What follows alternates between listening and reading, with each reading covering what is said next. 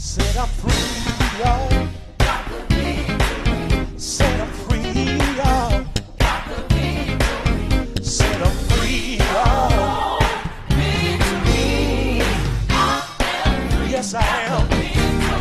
Set up free, y'all. Got the victory. Set up free, y'all. Got the victory. Set up free, y'all. Yes, I am.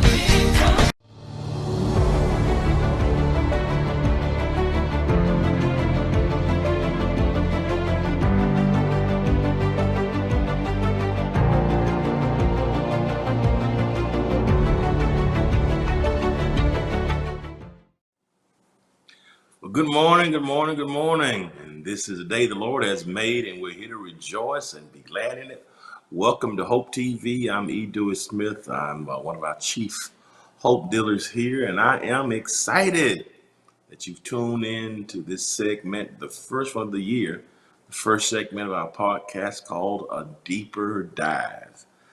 So excited you're here. So excited you're here. It means the world to me that, listen, we made it to another year. We started Hope TV in March of 2020 as a response to the pandemic, trying to figure out how could we present entertaining faith to our people in a virtual space due to being able to worship publicly because of the pandemic and because we decided to prioritize safety and public health.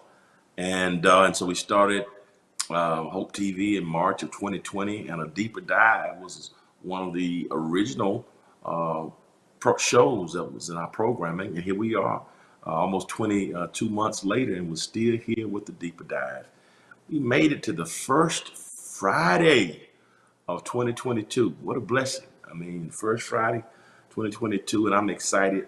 We made it to January the 7th, 2022, and what a blessing it is to have you here with us. So good to have you here with us this morning. Tom Lyon from Victorville, California. Blessings to you, Tom. Hope all is well with you out on the West Coast, and we appreciate your support. Really, really blessed to have you here with us. I'm thankful for each of you. So thankful for your encouragement and for being a part of the Hope TV family. So everybody who's here, blessings to you today. Tina Williams, Fort Valley, Georgia, blessings to you. Glad to have you here with us today. So excited to be here with us for A Deeper Dive. It's very, very, I'm just so excited. I really am. Just thankful to be alive and thankful to have this wonderful privilege of sharing with you, and you. So very, very excited that you're here with us. And so if you're watching, why don't you drop us a line and let us know the city, the state, and the country from whence you're viewing. We take your viewership very, very seriously here at Hope TV, and we appreciate you. The demographics are very important to us. because it helps us to determine and even to research and watch what's going on in various parts of the world. So we will be sure to speak to those issues that are unique to our particular demographics and geographical region. So, so excited that you're here with us. And listen, and if you're here, whether it's Apple TV, Roku, Twitch, Amazon Fire TV, Facebook, YouTube, whether it's Twitter, Instagram Live, the E. Dewey Smith website, the House of Hope Atlanta website, or the Hope TV website, however you're viewing, thank you for your viewership, tuning into our network. And if you've tuned in today through a platform that will allow you to either subscribe, like, comment, or share, won't you please consider doing that now? Subscribe, like, comment, or share. Every time you subscribe, you help us to grow our base, which empowers us significantly to leverage our base to talk with other content providers. Our vision here is to be a 24-hour network. And listen, we made strides to that end. And your subscriptions help us because every time you subscribe, it really brings more value and validation to the platform.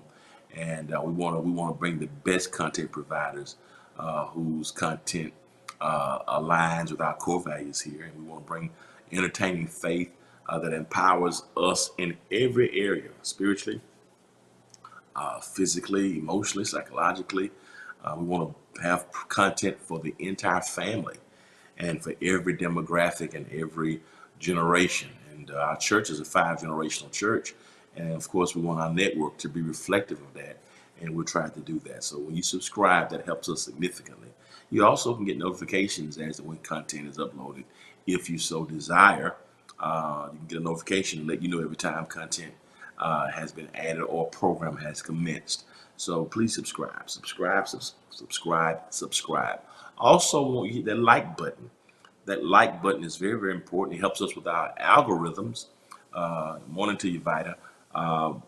Facebook really tightened their algorithm significantly during the election of 2020, and we lost a lot of space and a lot of viewers. How they tighten the algorithm, I don't know why, but they change it periodically. And what it does when they do that, it restricts your access so different people can't see you. But the like button it helps to loosen it. We found that out, which helps us to actually meet more people who may not have heard about us. As the algorithm loosens, we're able to go to be in contact with others. So that like button helps us with our engagements and with the algorithm. So keep hitting that like button. It gets Facebook's attention. It helps us to expand and to go higher. So subscribe, like, comments. Comments are important because they also help us with the algorithms, with the data, with engagements. So the comments help us with our engagements, and in these kind of live settings like we are today, it helps me and helps our presenters to, if you have questions, we can come back and answer them, whether it's live or pre-recorded. But when it's live, a live session like this is very, very helpful because it lets me know if I need to clarify something else, if I misspoke and need to repeat something. And sometimes just your comments and your genius helps to crystallize and hammer home a point. So sometimes we end up sharing together, and it's better when we do it together. So the comments are very, very important. And last but not least, that share button. Listen, that share button is so powerful because the share button makes it easy on everybody. We don't have to worry about the loosening of the algorithms. If you share it with people, then we're doing what the algorithms can't do. So become a Hope TV ambassador. Hit that share button, share button, share button. If that's content that you think will be appealing to somebody in your sphere of influence, and hit that share button. It's going to be very, very, very, very helpful. And I certainly would appreciate you for all you are doing. And I really, really would appreciate you for all that you're doing. I want to get right today into our deeper dive. Deeper dive is something different. When we were talking about programming, when we started Absolute Tina, when we started Hope TV, we were talking about the various types of content that have been all kind of unique to me, I guess, in my ministry and who I am, I think, as a teacher. and the types of people that listen to us. We want to make sure that we scratch the itch, so to speak. And there are a lot of people who want to go further and a little deep in some of the studies, and and we try to be substantive in all of our presentations. But one thing that I love, and I've loved it since I was a teenage preacher, this whole idea of theology. And one of the things that we don't hear a lot about now, sometimes faith is more about the pragmatic and more about, well, thank you. Appreciate that, Tina. More about self-help. And so I want to engage in something. Well, since why you on it, Tina? Thank you. My album is out.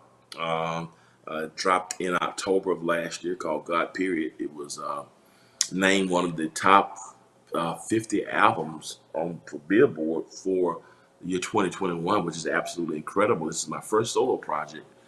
And what makes this unique is that Billboard, they go from November to November of each year to look at the top albums. And my album was released in October. And I made the top 50 albums on gospel albums of Billboard in just 1 month of being, being released, which lets you know the type of views and the type of coverage and purchases that went forth into it. So what a blessing. So it's God period. So it's still a brand new album, so to speak. And I wasn't going to mention it today, but it's still a lot of people are buying it. So go ahead and get it, so it can be on the Billboard list in December of this year. Because it's still a brand new album. I'm going to release some new music later on this year, but that album is still going very strong. It's called God Period. You can get it. And the single off that album is called Your Presence is a Gift. It's been on the charts. Gee, man, it was made the top 100. It was in the top 100 on radio probably the first month. And it's been out now.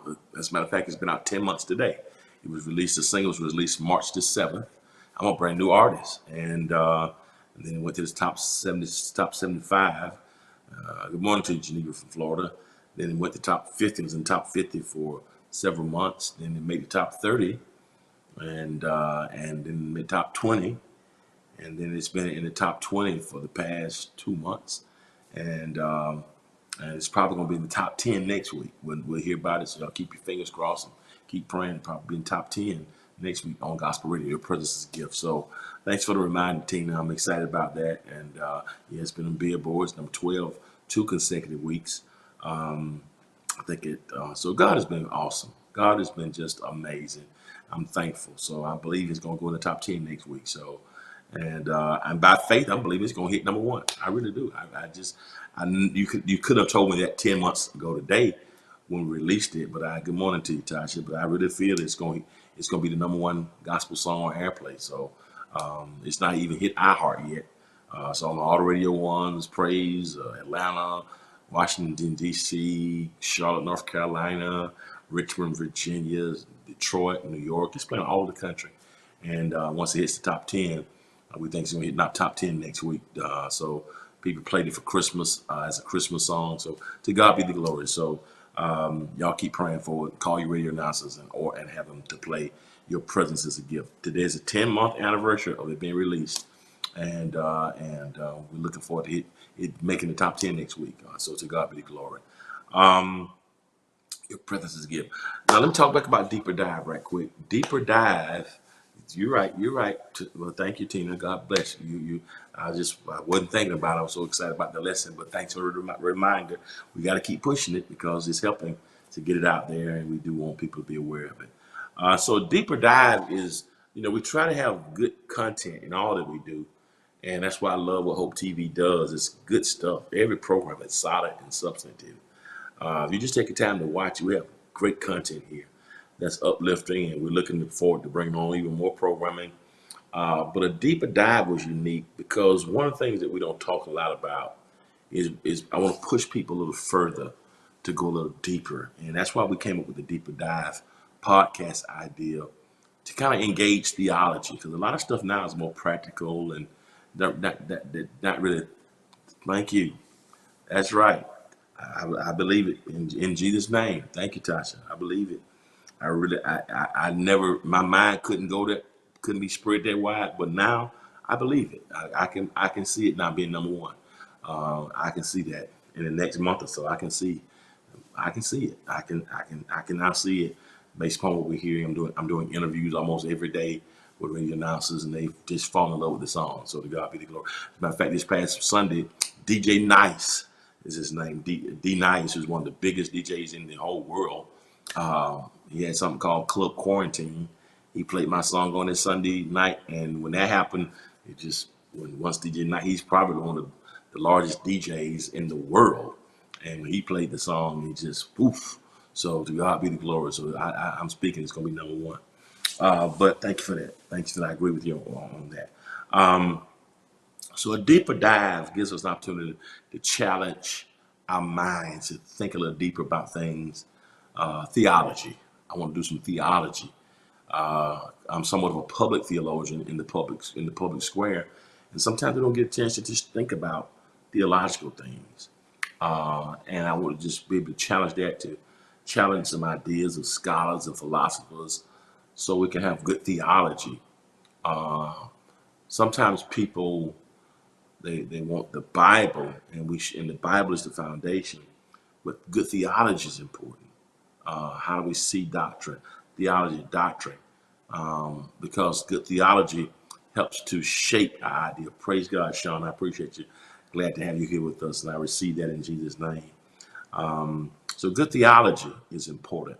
And that's why I love a deeper dive. I really do. And we've been talking about God. I don't know. For some reason, the last few years, I've just been focused on. It's as if God is saying, too often your faith is about you.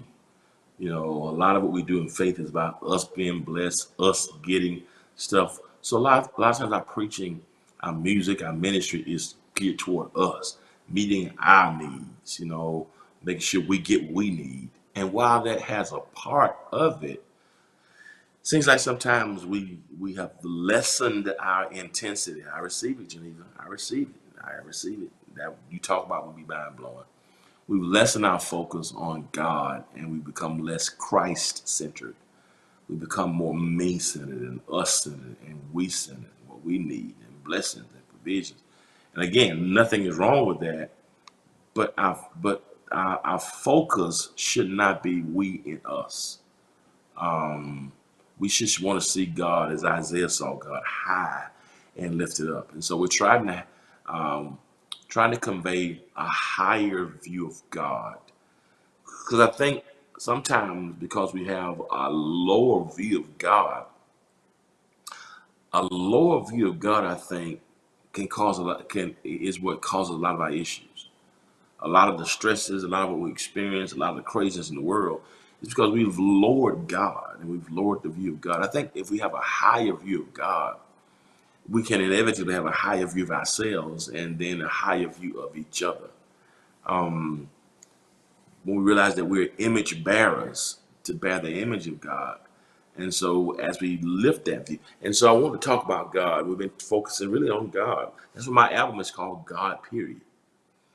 When you listen to my whole album, every song is about God. You won't hear a whole lot about us getting stuff in that whole, it's about, I'm trying to think about, it's about trying to point people to God, Christ. So it's God, and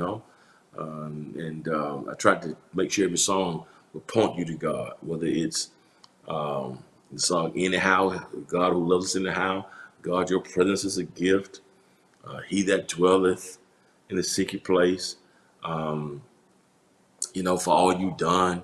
The whole album is God. So that's why some songs didn't make this album, because I wanted everything with this to be God focused. And to that end, today I want to talk about something that's a little deep. Not gonna hold you long. I want to break this thing down so we can really chew it. I want to talk about proofs of the existence of God, and I promise I'm not gonna hold you long. It's just really two thoughts I want to kind of get across. We're gonna let two theologians kind of wrestle and talk to us this morning. Um, the the the the problem that people are now dealing with just the whole idea of God. People have issues reconciling God in a world of evil. It's called, it's called theodicy. Theodicy, Theodicy, theodicy, which is really a vindication or a question of the righteousness or even the existence of God in the world where there's evil. Theodicy. Well, that's really God. Why is all this craziness? If that's really God, what about coronavirus and the Delta variant and Omicron? That's really God. How in the world is not now they have something called flurona that's coming out? 800,000 Americans have died. Where is God in all this? And so that's the question. Crime rates across the world, man. I mean, whether it's in Atlanta, whether it's in Southern California, some of our major urban cities, crime is just. I mean, what has happened? I mean, pandemic is almost as if people have lost their minds. Where is God? Civil unrest. Yesterday was the 1 year anniversary of the what I call the insurrection. Insurrectionists attacked the Capitol.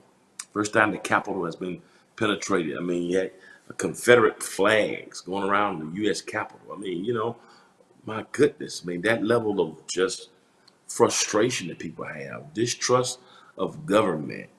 Oh, my goodness. Political division. I mean, racism seems almost like the relitigation of the Civil War. Pharmaceutical sales, from all the different types of vaccinations and the questions and the anti-vaxxers and the anti-maskers and all this stuff. It just makes us wonder what in the world is going on. Where is God? That's a theodicy. Theodicy. Theodicy. So it's a vindication of the goodness or even the existence of God or the presence of God. Many of us have heard of theodicy questions. We ask them. We may not even recognize what theodicy is. Uh, if you've ever asked this question, why do bad things happen to good people? That's really a question of theodicy. Why do bad things happen to good people and seemingly sometimes good things happen to people who are bad? That's a question of theodicy. And so what has happened in our times have made people ask these questions. It's a vindication of the righteousness or even the existence of God. Or it's a question about that in the presence of evil. So I want to talk about the proofs for existence because I think it bolsters our belief and our faith in God. And there's a guy whose name was Anselm of Canterbury. And that's, of course, Canterbury is the Church of England, Canterbury. And Anselm of Canterbury posited something in the 11th century, around 1079, something, maybe 1090. He gave a definition of God that I want to talk about today. I think it's significant. I want y'all to go in deep. I'm not going to go long with you today, but I want to hit this because I think it's thoughtful. Here's how Anselm described or defined God. Anselm said that God is that than which no greater thing can be thought. God is that which no greater thing can be thought. Let's ponder that for a second. So God is that than which no greater thing can be thought. That's Anselm of Canterbury. God is that than which no greater thing. So here's what Anselm was saying. What can you think of that's greater than God? Think about that. So if you can think of what's the greatest thing that you can think of, let me put it this way. So if the greatest thing that you can think of is God, and there's nothing greater, there's no greater thought than God, then the greatest thing that you can think of must be God. Interesting. So God is that than which no greater thing can be thought.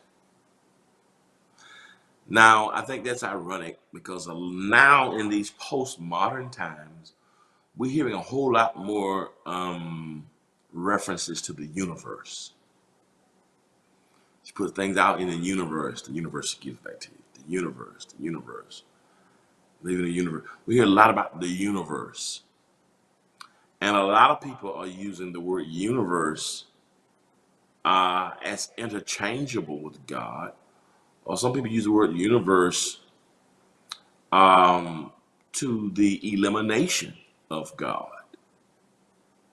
So some people are more comfortable saying universe than they are God. Some people believe in the universe, but they don't believe in God.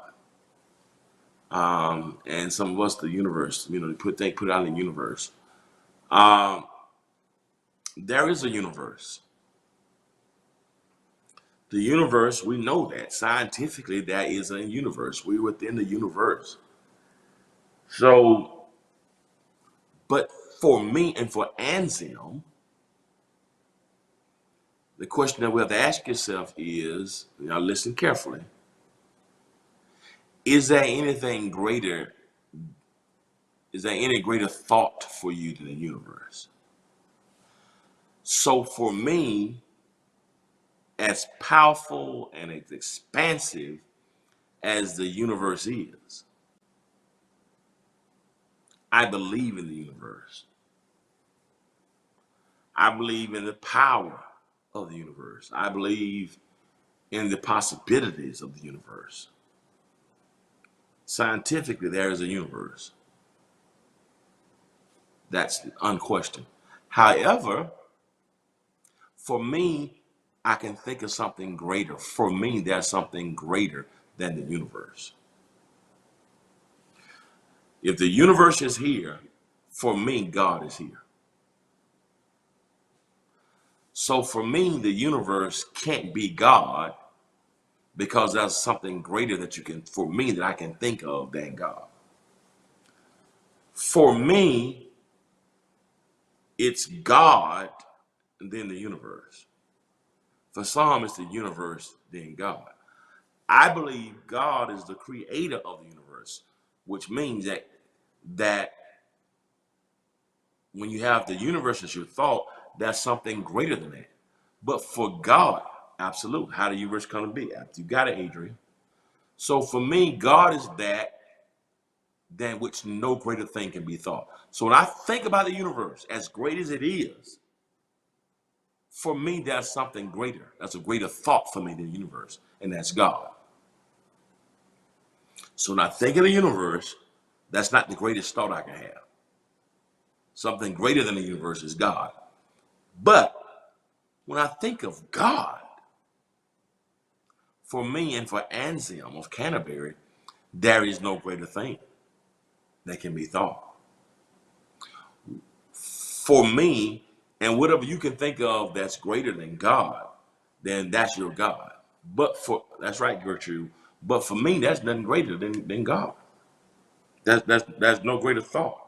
Um, I'm curious as to how you would answer that question. Um, what do you think of that's greater than universe? Was it greater than God?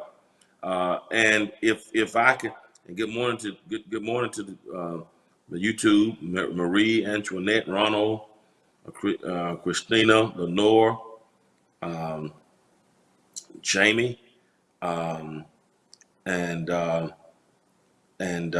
Jerry Poor, blessings to you, and D Queen, blessings to you. Um, so for me, uh, Anselm says that God is that than which no greater thing can be thought. Now, if you can think of something that's greater than God, then for you, that's your God. Whatever's the greatest thought that you have. So for me, when I read, in the beginning, God created the heavens and the earth, I can think of no greater thought than God. So for me, let me keep it in context with Anselm. So for Anselm, God is that than which no greater thing can be thought. Now he says this further, which is powerful. So if God does not exist, this is hypothetical. So if God does not exist, the fact that you think, so it's a hypothetically, if God does not exist, the idea of God remains. The idea of God remains. So Anselm said, well, even if God didn't exist, the idea of God remains.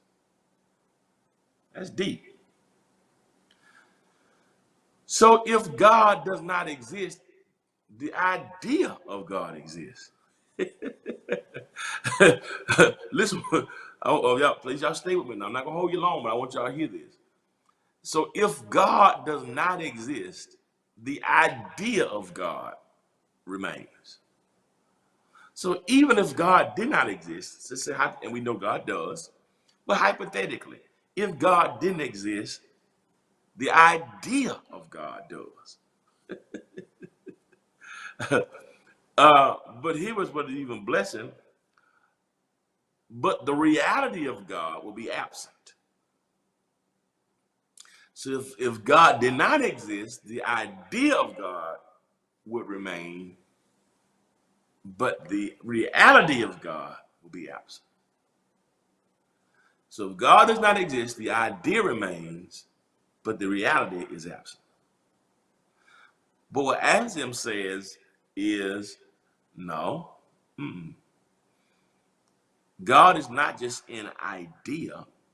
The reality of God is greater than the idea of God. Next slide. The next slide, please. It's going to get heavy. It's going to get heavy. Next slide, please. And so this thing is just, it's pretty heavy here, right? So here's what Anselm says that further. Now, are y'all with me so far? So what God is that than which no great thing can be thought. If God does not exist, the idea of God does, but the reality of God would not, would be absent.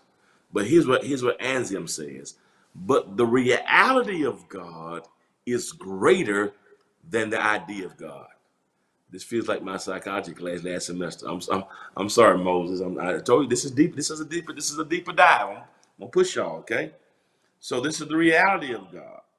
The reality of God. Can we be forgiven? Yes, we can be forgiven.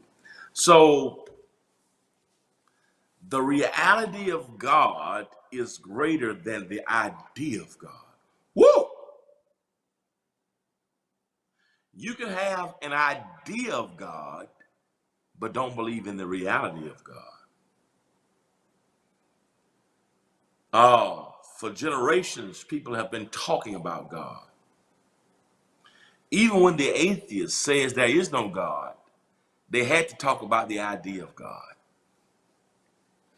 So even for the atheist who struggles and have come to the conclusion that there is no God, even God is so powerful that the atheist had to struggle with the idea of God. Did you hear what I just said? I just said something. Even for the atheist who does not believe there is a God, has had to struggle with the idea of God. That's how powerful God is. If you even don't believe in God, that's your right. But I'm so expansive, I'm so powerful that you've had to struggle with the idea of God. So even if you don't think I'm real, you had to struggle with the idea. You've had to think about me in idea, even if you don't believe in my reality. Woo! That's how powerful God is. You ain't got to believe in me. You don't have to believe I exist, but you've had to struggle with the idea of me. You've had to ponder my existence, even if you don't believe that is legitimate. Yes, that's good, James. Love it. To not believe in God creates a conversation to talk about God. Isn't that, James, don't you make me shout, James boy. Even if, James boy, even if I say I don't believe in God, I could not come to that conclusion without, first of all, thinking about a conversation and having an idea about it. Yes. Ronald says that every measurement can be extended. To measure God is to nullify God. Lord have mercy. So even for the folks who have come to the conclusion that there is no God, have had to have conversations and thoughts and struggle with the idea of God. You can't even conclude that there is not a God unless you had to struggle with the idea that there is one. That's why the scripture says the fool that said in his heart, there is no God. To come to the conclusion that there is no God means you had to struggle with to have conversations about the idea of God. Y'all got that? Once we got it before I move on. We're going to go heavy. We're going to go deeper for a minute now. Right? So Anselm says God is that than which no greater thing can be thought. Right? If God does not exist, the idea of God remains, yet the reality of God is absent. So for the atheists, they don't believe God there's a God, but they've had to deal with the idea of God. Even for the atheists, the reality for them is absent. The reality of God, so for the atheists, the reality of God is absent, but the idea of God isn't. I said it again.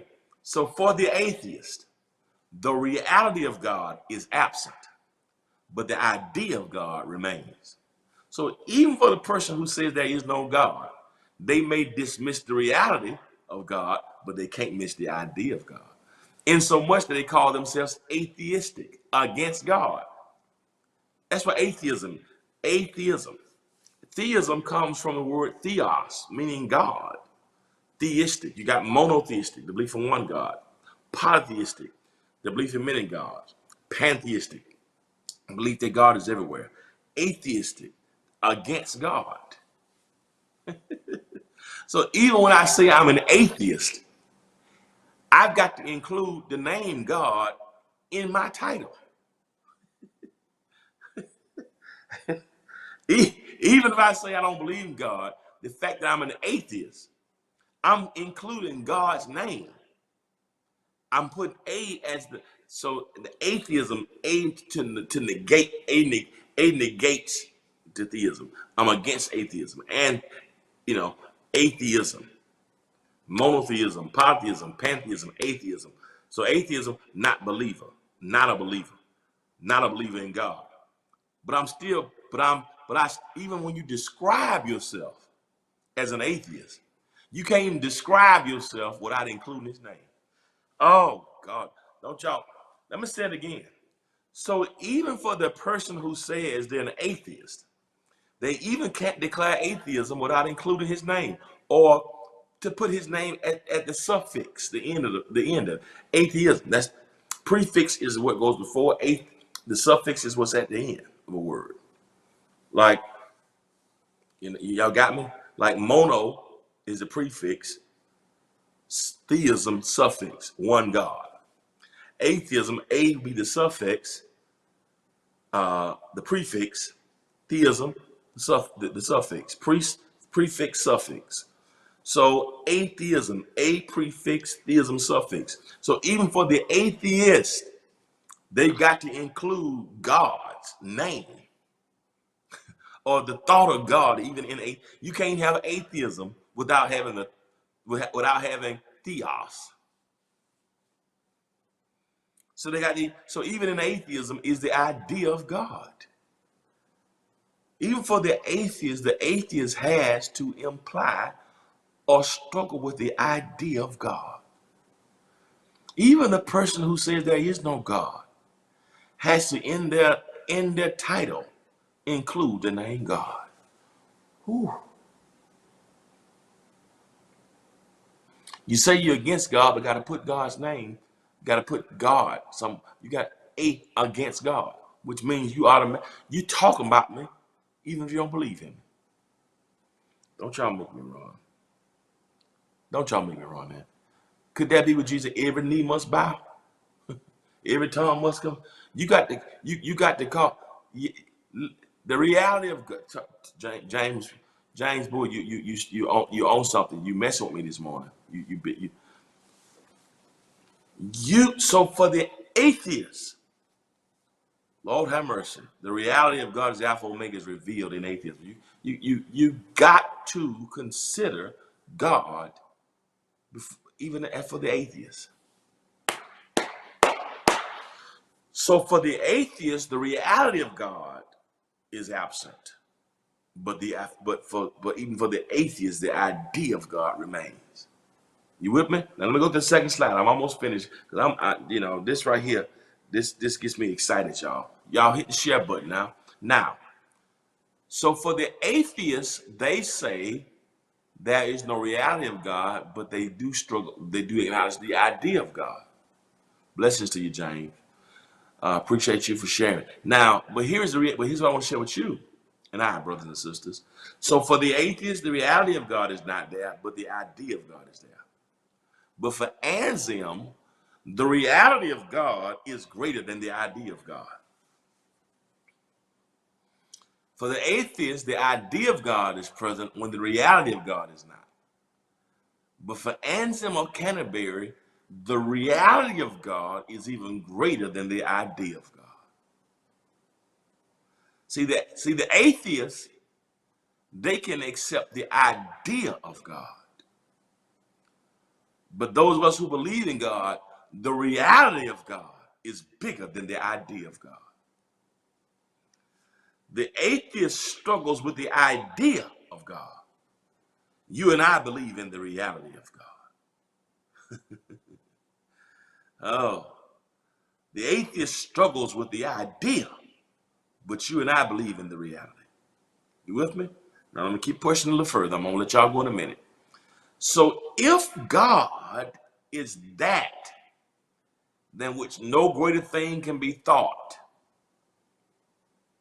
if God is that than which no greater thing can be thought, like I just told you, what can you think of that's greater than God?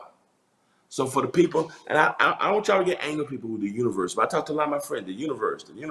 I see a lot on social media, the universe. I just watch it. I don't try to say too much. But people, I speak to the universe. The universe speaks to. I get a problem. I just get concerned when I see people talking to the universe. And don't get me wrong, the universe has its language, the laws of nature. I get that. The universe, evaporation, condensation.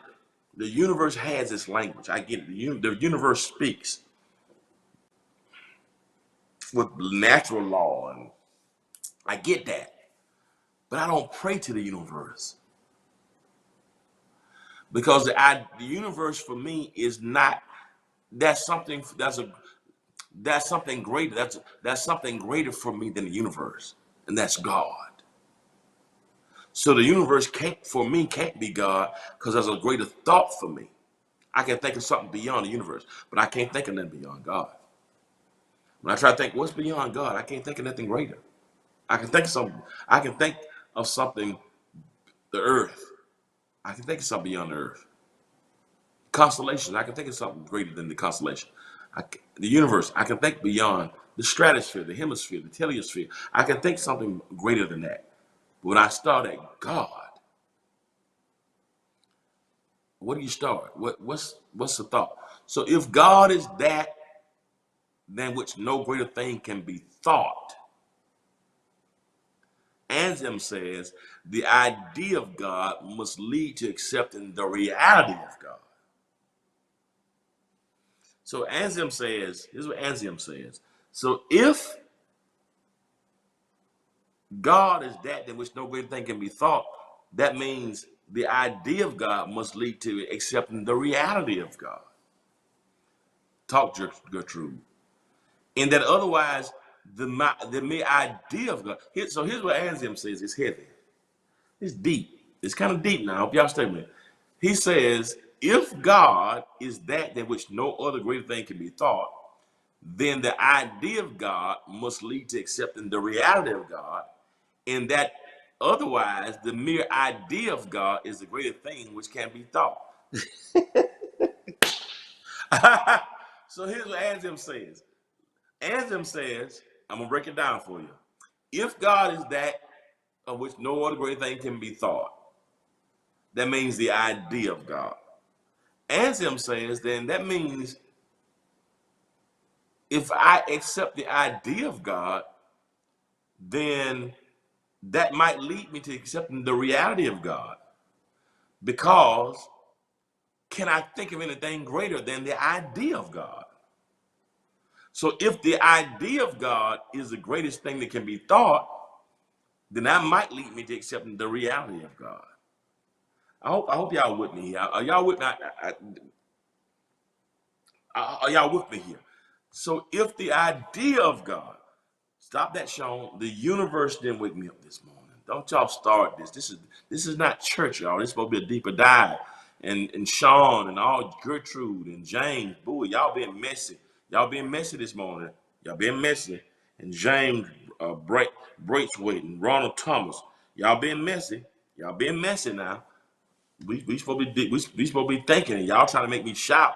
Y'all stop it. We supposed to be. This is a deeper dive. This ain't morning to do a church service. Y'all stop it. Whoop! Universe didn't wake me up this morning. even for the atheists. Lord have mercy. So if the idea of God, so even for the atheists, what can you think of that's greater than the idea of God? So even if you thought of the idea of God, that's the greatest thing that you can think of.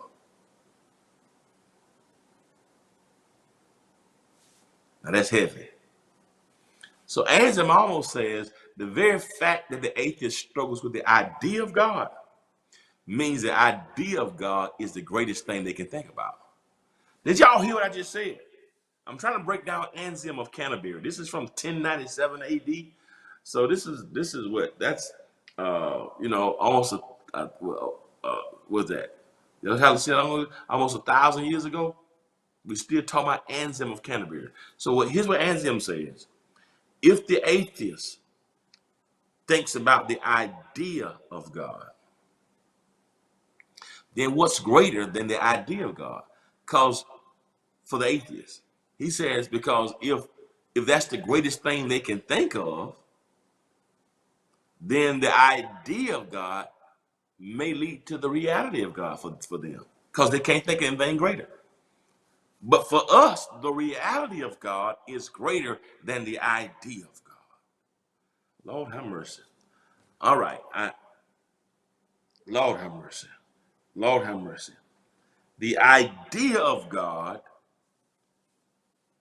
is the greatest thing for the atheist, which means there's nothing greater they can think of. Because the atheist says there is no God. So what created everything else?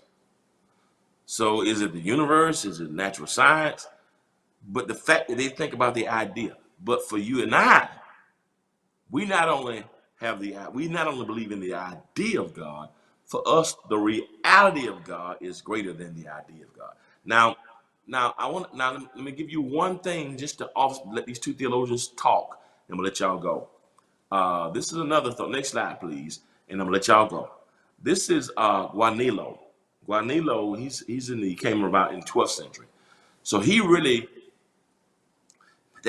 argue their positions.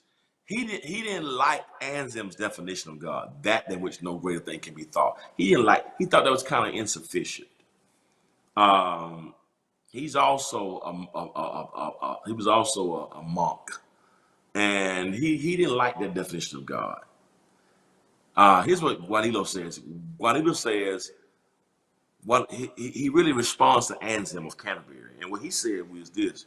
He says, just because you have the idea of something does not guarantee that it exists. Now that's heavy.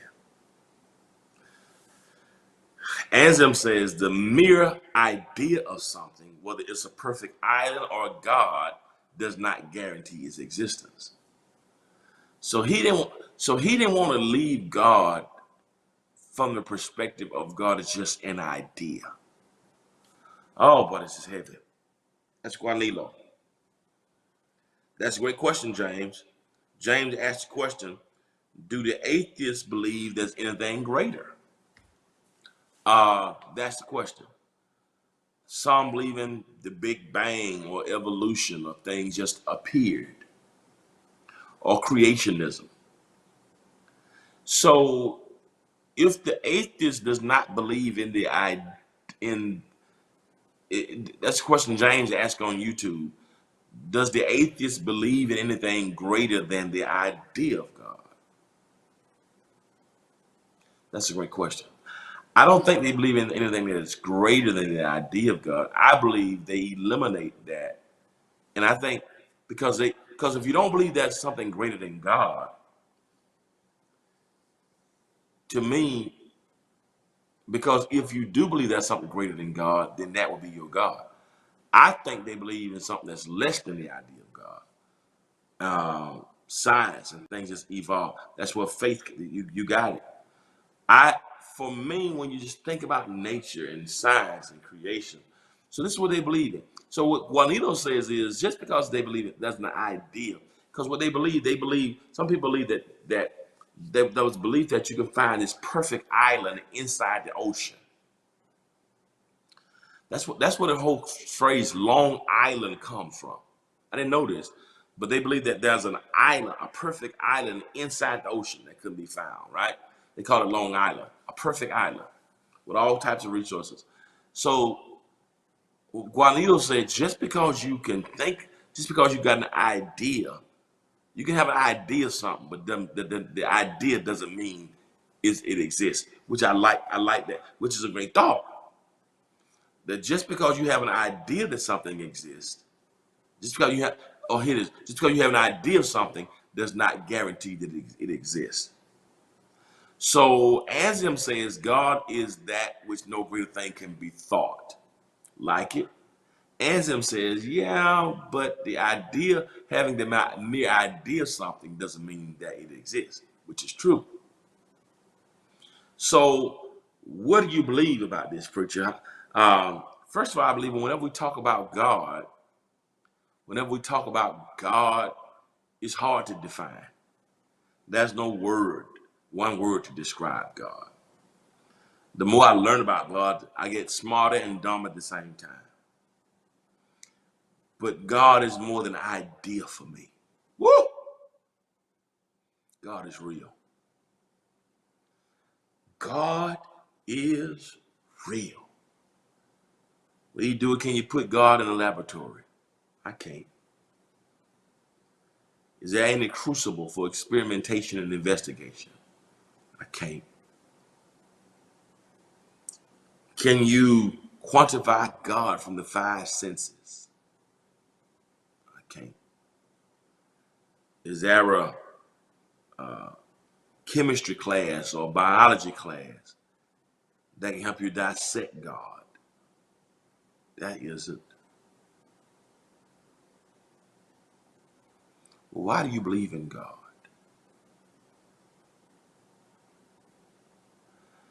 Why do you believe in God beyond the idea?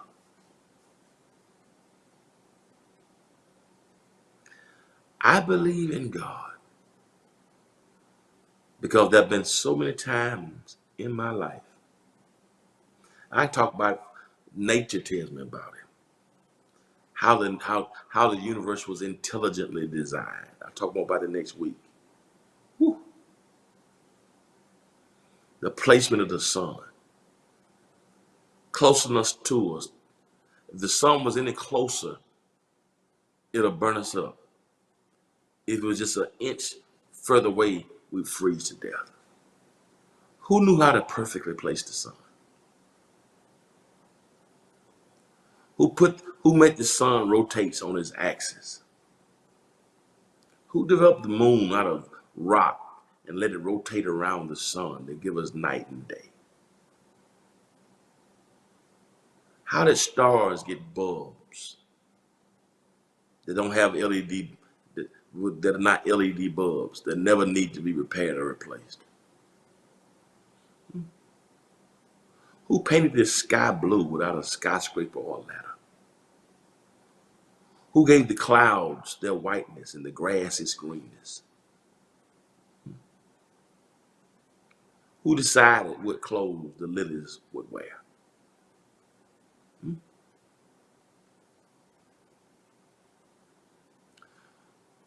Who who is the beautician for the dandelion? Hmm? Are y'all talking to me here? Who lets the human body inhale oxygen and exhale carbon dioxide? Who can make it rain and let the rain come from the clouds to provide nutrients to the grass, and then let the same water evaporate to go back in the cloud and come back to be? Who recycles the water to keep everything saturated? Who does it? How is 80% of the Earth's surface water? 90% of tomato water. 75% of the human body water. Who does it? I'm just talking about the universe. I'm just talking about the universe. Who put it? Hmm? Who can make it snow in DC while letting it be 80% in 80 degrees in Turks and Caicos at the same time? I'm just talking about the teleological argument for the existence of God. Who can do it? I'll wait. That's just not the idea of God. But even the idea of God got to give way to the reality of God. But can I take it a step further? I don't have to look at the teleological or the ontological or the cosmological ideas. I'm gonna give you those next week. Cosmological, teleological, ontological. These are all arguments for the existence of God. I'm gonna give you those next week. But I want you to be practical and let y'all go, because I was trying to let y'all go a little earlier. There have been times in my life, forget the science, forget 180 teliospheres in the moon, and forget all that. Okay, the kilometers of, forget that right now, because you might not remember science. I'll talk about the cosmological next week. But let me come. There have been times, come in, I want to talk to somebody here. The next times you struggle with the idea of God, let me share something with you. There have been times I've been so broken in my life where I couldn't even pray. And I needed to hear from God. I didn't have the ontological argument. I didn't have the teleological argument. I didn't have the cosmological argument. All I had was enough strength to pick up a Bible. I needed to hear from God and didn't know what it looked. Couldn't think of a scripture. And I have simply opened that book, not knowing where the page was going to land. In times in my life, I've opened that book. And when I opened that book, out of all those 66 books, all those chapters and verses, I've opened that book, and exactly what I was going through, exactly what I was facing, the word I needed, I turned the book, and the first thing I saw spoke to the exact situation I was going through at that exact moment, with no preacher, no concordance, no commentary, no YouVersion. What are the chances? And that's happened to me over and over again. Woo! I feel the Holy Ghost. There have been times I was wrestling with a sermon on Saturday night, Everybody who knows me, close, know every time I go to preach, I got 3 sermons in my Bible that I've been working with. 3 of them. Sometimes I can't even figure out. My media team gets so mad at me. Pastor, give me the notes. What's the sermon notes? I don't know. Come on, Pastor. We're trying to put it on the screen. We're trying to get we're trying to put it for the tape ministry. I don't know yet, y'all. And what I want to preach, and what I got, I'm struggling. I get there in the pulpit and pull one. And when the service is over, somebody come to that line with tears in their eyes and say the same thing you spoke of. I was thinking about killing myself last night. I was so low that I couldn't even come to church. But what you spoke of hit my situation. The sermon that I was struggling with, or the idea I may have gotten the night before. I've been working all week, God said, no, that ain't it. God will shift the whole thing the night before and let me go up there with something I'm uncomfortable with.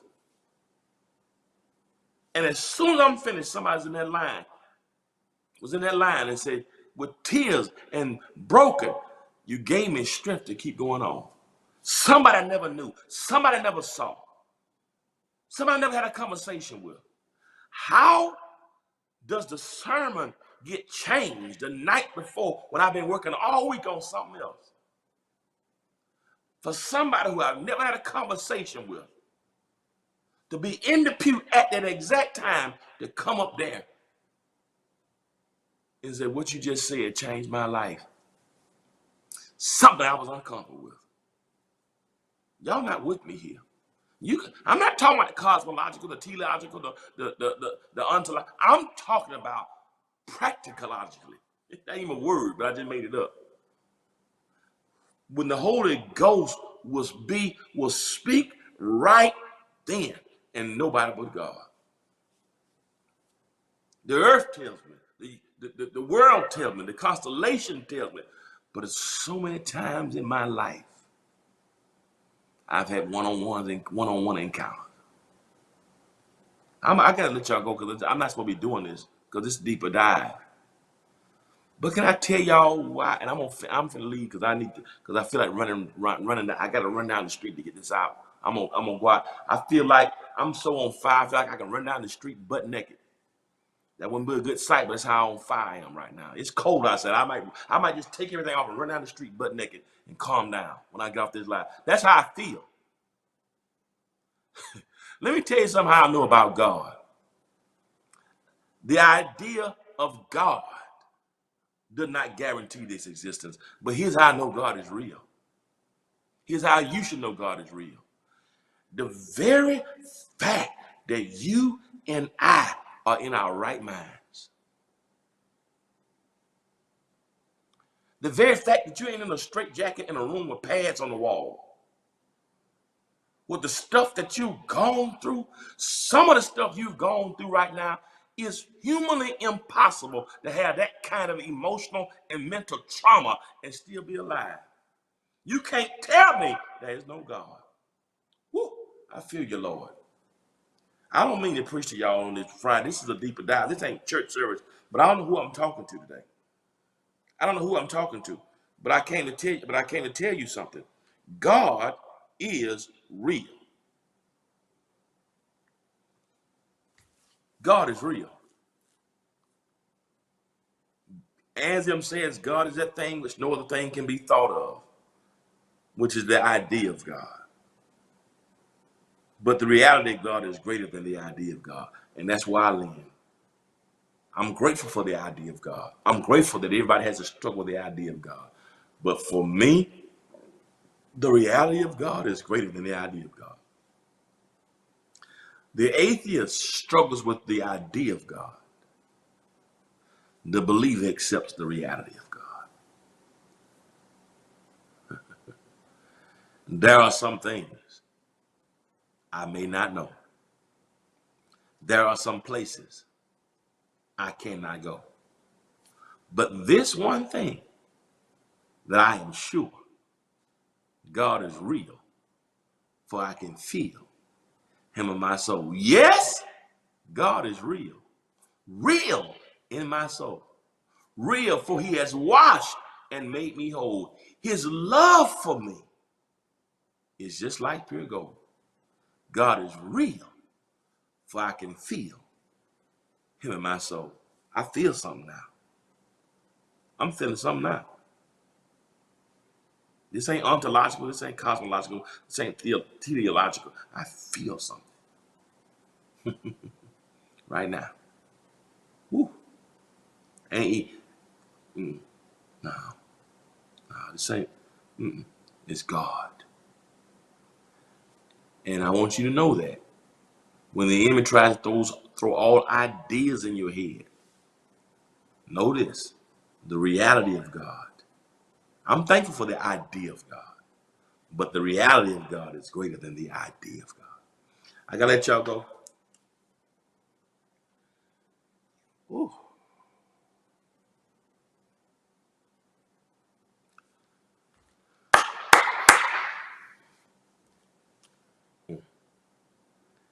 Bless you, Jasmine. Bless you, Jamie. Bless you, Ronald. Bless you, Janice. Bless you, Adrian. Bless you. Bless you. Bless you, get lifted. Bless you, Adrian. I'm letting y'all go. But as we bless you, Bonnie. Do me a favor. It's okay to be challenged with the idea of God. For Anselm, that meant God is that which no other greater thing can be thought. So the idea. But for me, I don't just believe in the idea of God. I believe in the reality of God. God is real. Y'all take care. Y'all be strong and just know God is real. Much love to each of y'all. And as I close this, y'all have a great weekend. I'm gonna be back tonight live for Friday Night Live. I haven't done Friday Night Live in a couple weeks, but I'll be back tonight with Friday Night Live tonight. The first Friday Night Live of the new year. Happy New Year to you, Kendra Castello from Macon, Georgia, from the 478. Blessings, hometown. Let y'all go. Y'all join me tonight. We're gonna laugh tonight with Friday Night Live. I got a great show for y'all tonight.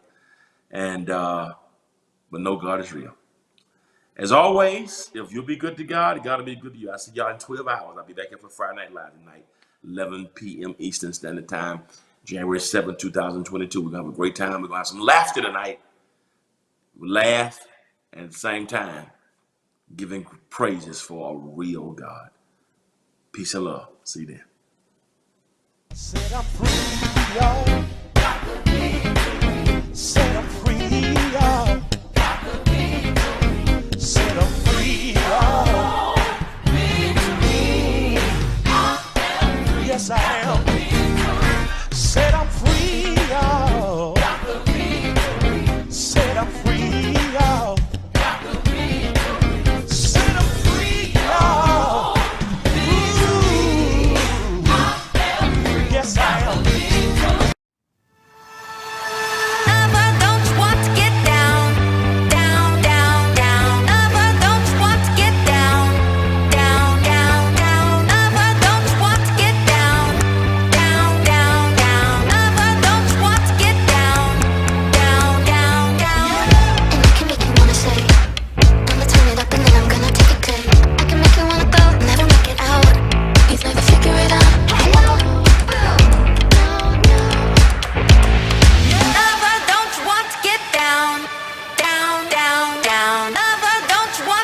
Down.